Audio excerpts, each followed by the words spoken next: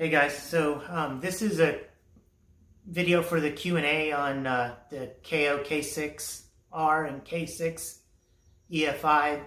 I recently put out a call for questions, and this is going to answer some of those the best I can. I hope that you guys will add to this video in the community because there's just questions that have been asked that I can't answer. First thing I'm going to get into is there is a difference between the K6-R and the K6 EFI. The bikes are essentially different with the exception of the motor itself. The frame and the rear end of the bike, the plastics, EFI versus carb, they both have different suspensions. The EFI has different hubs and wheels. They're just essentially different. So not everything that I say, because I have a K6-R with the carburetor, will apply to the EFIs. So that's where I'm asking you as a community to kind of jump into the comments and help out with some of this stuff. I'm going to get into it. I've made a list here that you can see I'm reading from. So if my eyes start down, that's what you'll notice.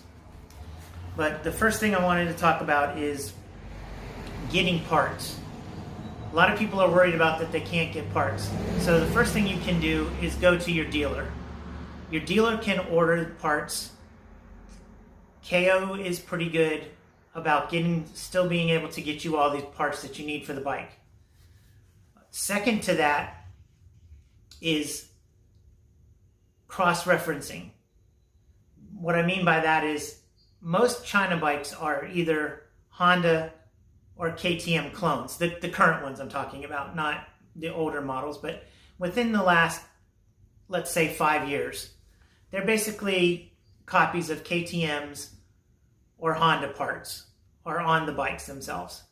So with ours, the Kayos, the 250 K6-R and K6 EFI, and really even the KT250, the two-stroke version, they're essentially KTM and Honda mix. You get a little bit of both. Having said that, I'm going to move on. That's so you know, so that you, when you're trying to find parts, you can kind of basically figure out what that is that is copied. So to get parts, if you can't get something that you can't get from a dealer or the aftermarket, AliExpress is a good place to go. It takes a little bit longer, but a lot of people have had success finding parts on AliExpress. The thing that you would look for in their searches is a Zongshin NC250. NC300 too, really. They're essentially the same. That will get you stuff like dress-up kits. They have rubber covers for your stator and for your clutch cover. You can find cables. You can find just like all kinds of parts in there. It's a little hit or miss how they label them. You have to kind of search a little bit. But I've seen some really interesting things like a clutch cable, stiffener for the bracket on the lower end. It helps stiffen the clutch cable where it attaches to the bike. A lot of dress-up kits, really cool orange. If you like the orange to go with it, they have some anodized stuff. I know you can find a high output water pump impeller and cover that will help cool your bike. It flows more water quicker because it has a different design for the pump fins that move the water. But anyways, okay, moving on to the next thing. Oil. Everyone asks me this all the time. I recommend Rotella T4.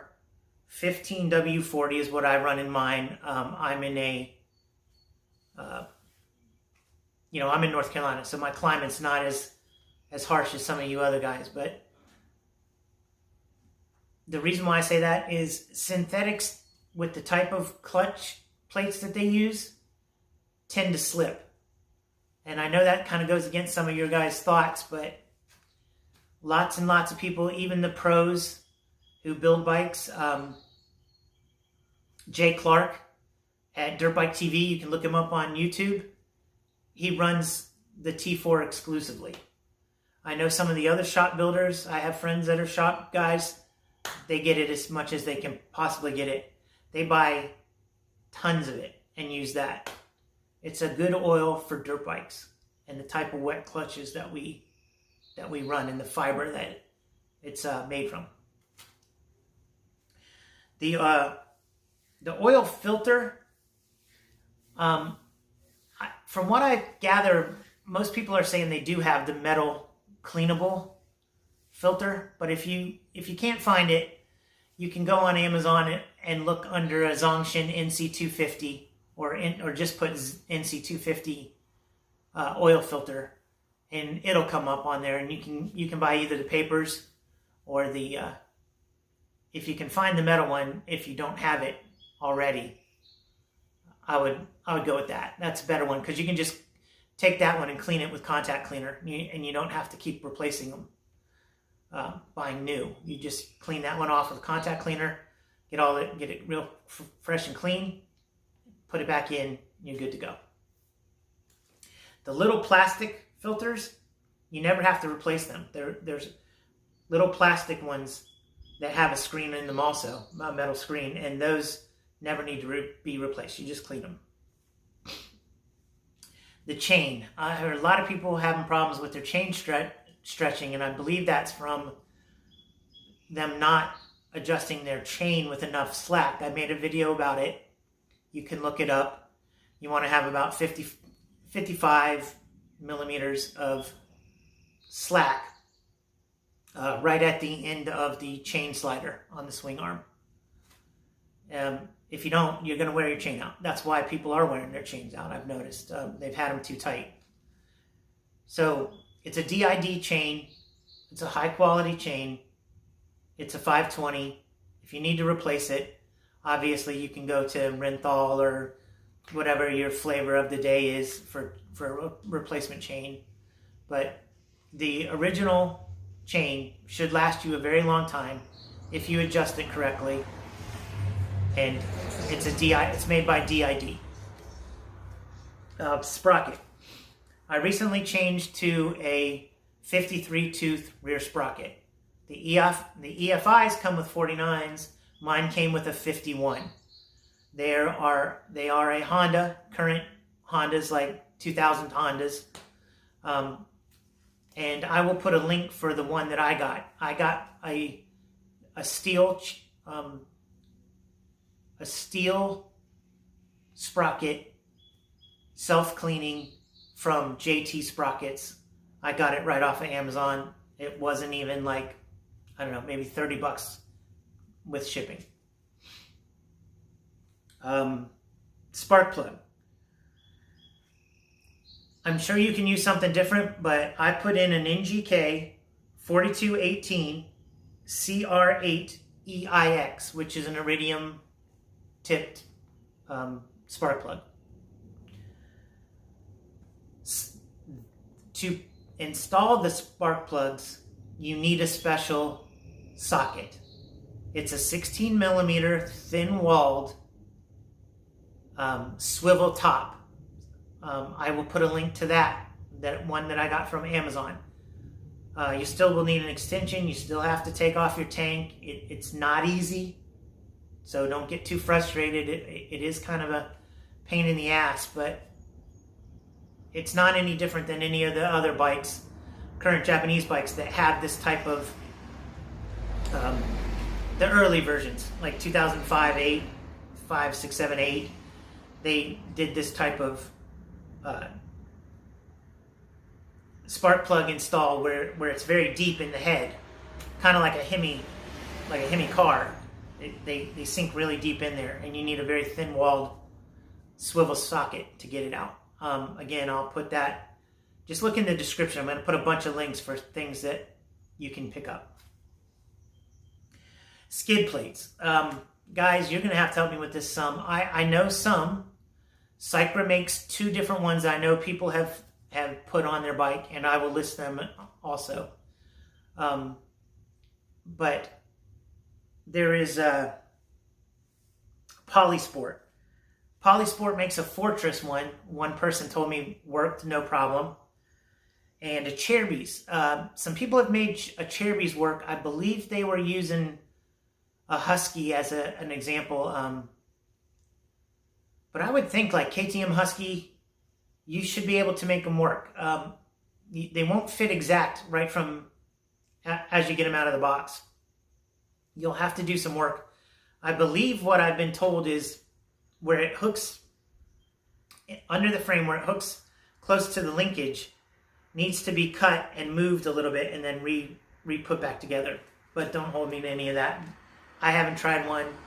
I'm only going by what people have posted in our group. So EFI. I'm going to touch on the EFI a little bit. These are 2 things I know about it. From the factory, they seem to be coming with old fuel, and it gets into the filter of the fuel pump that connects into the petcock area on the EFI bikes. So the first thing I would tell you to do is, day 1, clean out your tank. Run some fresh fuel through it, shake it up, clean it out, take off that fuel filter, open up that area, clean your fuel filter. And the other thing I would tell you is to adjust your idle up. A lot of people are talking about having bog and cutout going downhill, and first opening of the throttle, they're getting a bog. If you bring up your idle, a lot of people have been saying that helps a ton with that and actually eliminates the downhill one. That's what people have been doing. You got to get that idle up there a little higher than what they're coming sent from the factory stock. Gas, minimum of 91 octane is what I'm going to recommend to you guys. I know some people say they can run 89 fine, but 91 non-ethanol, because you don't want it to gum up the Worx, especially in the EFIs. If it sits anytime, it gets that nasty, gummy, kind of orangish looking color crap. And in the tanks, it turns black to the filters. But yeah, it's horrible. It gums up the Worx on EFIs. You've got to take care of your EFI bikes with that.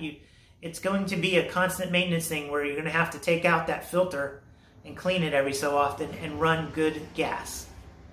Non-ethanol gas. Sag. I keep hearing people, I can't believe you guys ride your bikes without setting it up in the beginning. You got to go through all the nuts and bolts. You got to set it up, right? But without a doubt, you got to set your sag. Look for videos. I posted one earlier in the group, a good video about how to set your sag for these bikes. But essentially what you're doing is loosening the collars at the top of the shock, and then you're either tightening it up so that there's less, it will droop less, or if you're lighter, you back it off and you want it to come up higher. If you're heavier, you loosen it up. You want it to come up more. You want to have measured from like the center of your axle bolt to any mark. You could, I like to use the mark where the cut is in between the number plate and the rear fender. Measure that distance when it's on a stand. Then sit on it with all your weight and all your gear and measure that distance again. You're looking for 100 millimeters of movement. So from your first number to your second number, it should have dropped 100 millimeters, approximately 4 inches, if you don't know the millimeter conversion. You want to be in anywhere between 95 and like 105 millimeters. That's your range that you want to be in. Like I say 100 because that's kind of like a good number as an average for a lot of people. look for a video on how to do this. I'm trying to make it quick, so this video is going to run long, and I'm not going to get into the specifics. But that's essentially what you need to do to set up your sag, and you should set up your sag. It's the most important thing you can do for your bike, to ride right. You also want to set up, I don't have my forks on, obviously, you've seen I've been working on them, but you also want to set up the compression and the rebound. For the EFIs, it's flipped from what is normal. Your rebound is up top, compression on the bottom.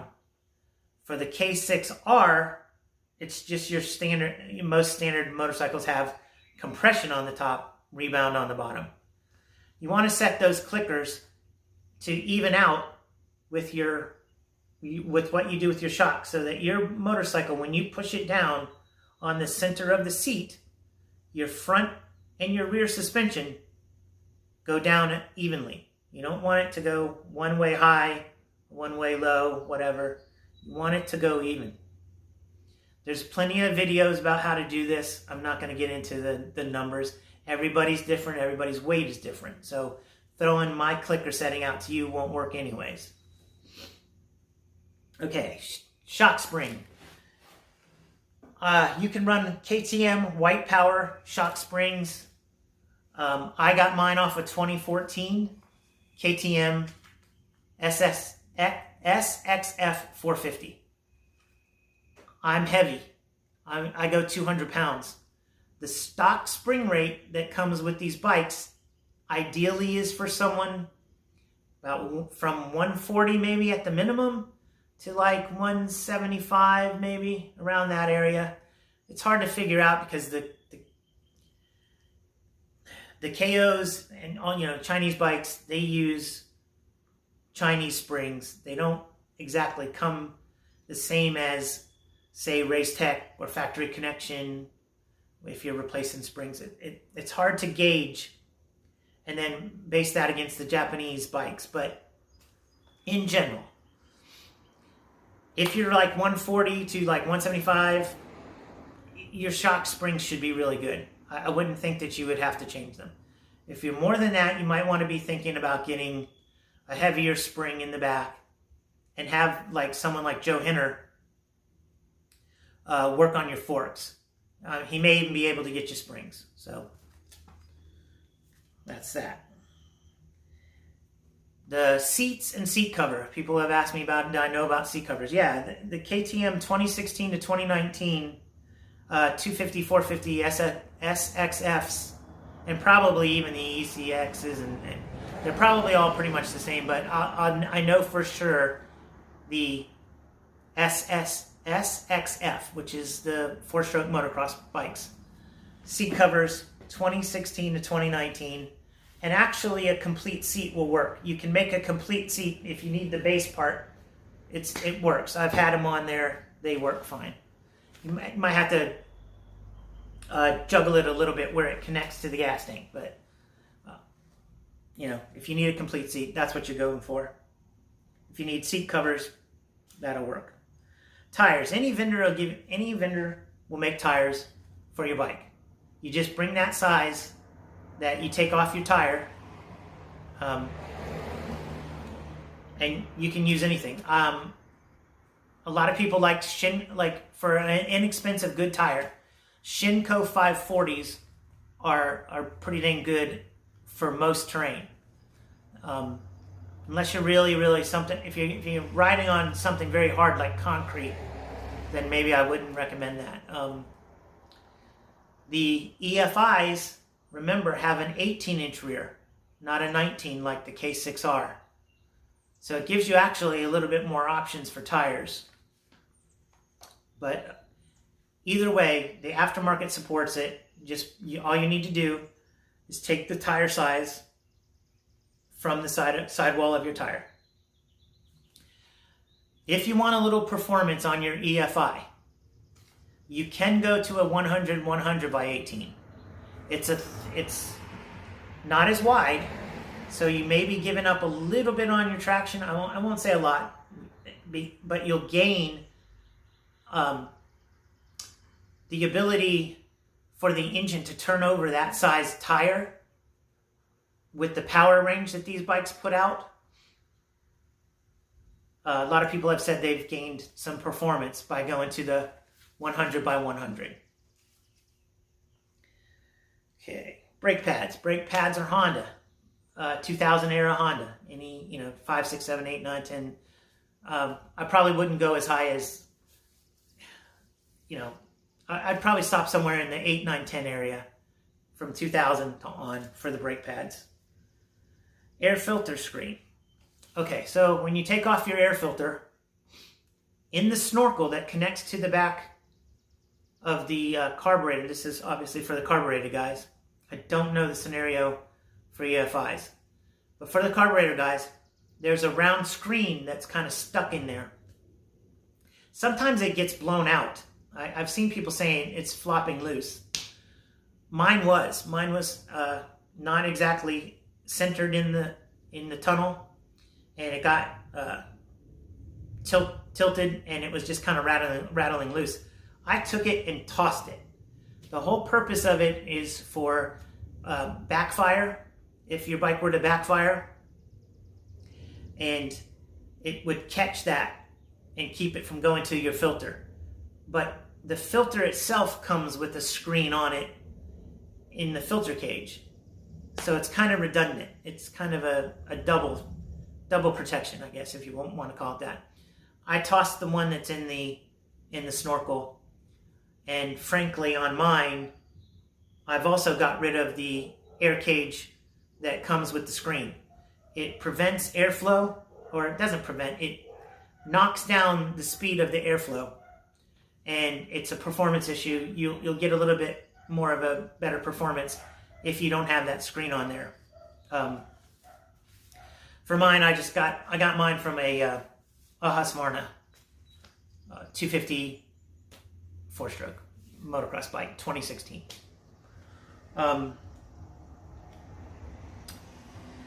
So, throttle cables and clutch cable. Nibby themselves make cables. Someone in our group has got them. They're orange. The sleeves are orange. You get more of an orange color if you like that. They seem to be pretty good quality, and people haven't really had too much of an issue. I haven't heard anybody say that they're bad. I know they got them off of AliExpress, so you might want to look on there if you need to replace your throttle or your clutch cable. So there's also a big bore kit for this bike. Both the EFI and the carbureted model, the K6-R, use this same big bore. It's 298 cc's. Gives you a new piston, gives you a new bottom sleeve. You put on you get new gaskets, and you put it on to the existing head that's already on there, the dual overhead cam head. Joe Hinner can get you this. I know other people have seen it and bought it from other places, but Joe Hinner can get it to you for a reasonable price. One person has done it so far, and they did it on the EFI, and they haven't got back to whether or not they had to do anything better to get more fuel because you've increased the displacement for that bike. On the R version, all you would need to do is probably change your jets. You'd probably want to go to step up your jet size by 1, maybe even 2, I don't know. But you'd want to get more fuel because obviously you've increased your displacement, so you're sucking in more air and more fuel. Bars. Aftermarket will support any one you want. I have Pro Tapers. I run Pro Taper high bend Honda bars. But any company you choose whoever you want. If you want Pro Taper, if you want Renthal, if you want mica bars, all you need to do is make sure that you get the 1 1/8" bars for where they mount to the forks. Okay, so another question I got is about a outside vendor for brake pedal. There are a couple people who have tried them. I know that you can get one, I think it's called a company called JFG on Amazon. I want to say a 2016 KTM 250, but you'll have to make it work. It's not a direct fit. I know people have had to change out one of the lower clutch cover basket bolts because it was kind of hitting and rubbing that. And I want to say that I don't know if they actually had to bend that out or not, but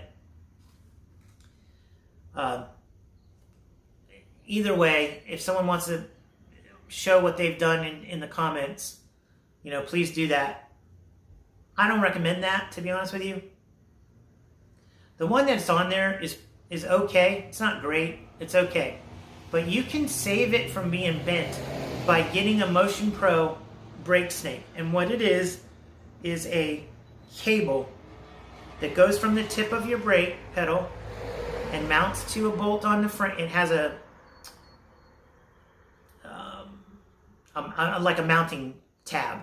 You put it through a bolt, but there's a tab that connects to the wire, and you run that in between, and you leave it loose enough so that it can function correctly, but not so tight that it will bend if it folds, like if it were to hit a rock or something. It helps prevent that. I've seen that the pedal will break. I mean, I've seen that the wire has broken in really extreme conditions where people are hitting them on rocks, if you're riding in that really extreme enduro kind of stuff. But for the most part, it keeps it from bending, and especially like in a fallover, just in the dirt and a track in the mud and stuff like that. And it keeps anything from kind of going in between there big, like a branch or something. So there's an option for you. Plastic. Okay, plastic between the two bikes is different from what people are telling me.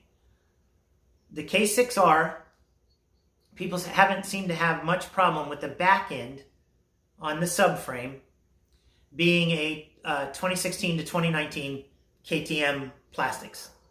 So that includes the number plate, the rear fender, all the stuff that connects to the subframe. The front on my bike, this is the K6-R, is 2015 KTM 250/450. You can make the 2016 work, but you have to modify it. You have to drill holes to where it mounts. The radiator covers, which has been the problem for everybody. The shrouds, the rad shrouds, are Kayo only. So you would have to go to your dealer and order them from Kayo. And from what I understand, they're not the cheapest. So less than the Japanese OEM, but you can get accessory outside vendor stuff typically for less than what you'd be paying for, a whole kit for what you'd be paying for those two. But they're the only ones that make it for this bike, for your EFI and for your K6-R. Sorry to tell you that one. That one hurts my feelings too, but nothing else seems to work.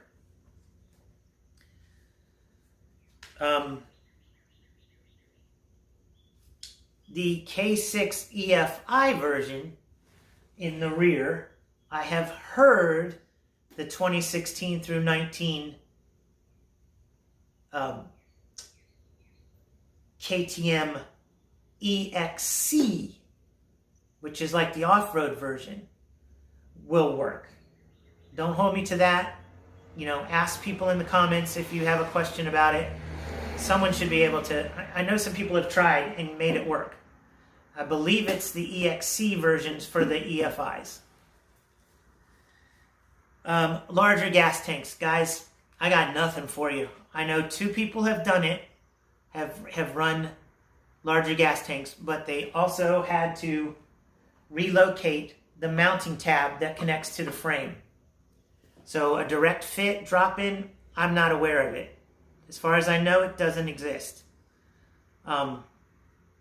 Some people have said they've tried KTMs. I don't know. Speak up in the comments on that one too, guys. Graphix. Okay, so there is a company that has they have the whole, whole graphic kit they can make for you, but they have specifically this radiator shroud template. That company is called Worx. Grafixwrx.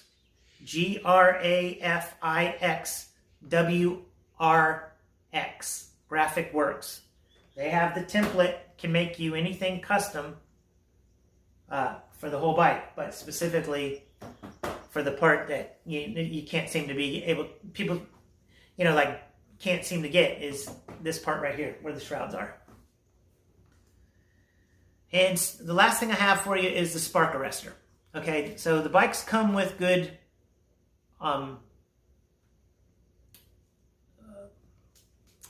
silencers on the end and the pipe. They basically run no obstruction. So they're very loud and they're pretty good performance-wise. But a lot of people who ride in the forest or any kind of U.S. Forestry Service, might require them to have a spark arrestor. So what you can do is measure the hole that's in your silencer at the back end, and contact Fisch Moto, FISCHMOTO, fishmoto.com. And what they have is an insert screen that goes in the back through that hole where your silencer, where your exhaust comes out of your silencer. And it has about 3 or 4 little Allen bolts that connect inside that hole to hold it into place, and the screen goes down inside there, and it's Forestry Service approved. So like if they were to check you, they normally stick like a rod in there to make sure you've got something to block that. So this is not this quickest video that I got, but it's that pretty much addresses the questions that I got from people. If you have anything else, put in the comments. I'll try to get an answer for you. Just in general, these bikes are good. You can get anything you can get from, I keep saying this. People want to know what they can get. You can get the aftermarket that you can get for any Japanese bike, you can get for this bike. You just need to know what it cross-references with, like I was saying earlier. Honda, KTM, it's likely to be one of those two. But you can get tires, you can get bars, you can get levers, complete lever kits. That's the better way to go. Just buy the complete, instead of just trying to find a lever, a specific lever. I think people have had problems with that. Go ahead and get the whole thing. For the cost of what you can find it for, you can get the whole thing where it mounts to the bar. The guys that have lights, you can get halogen light bulbs, replacement bulbs, and it will shine brighter. Plastic, like I said, I think it's KTM 2016 to 2019 for most people, but as I said, listen to exactly what I said earlier in the video if you're trying to get plastic. You can't get the shrouds, unfortunately. Brake pads, Honda.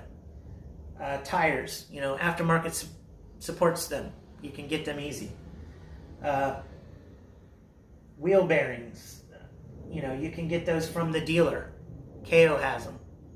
But I believe the hubs themselves to be Honda, at least the front is. Brake rotor, Honda. Back brake rotor, Honda.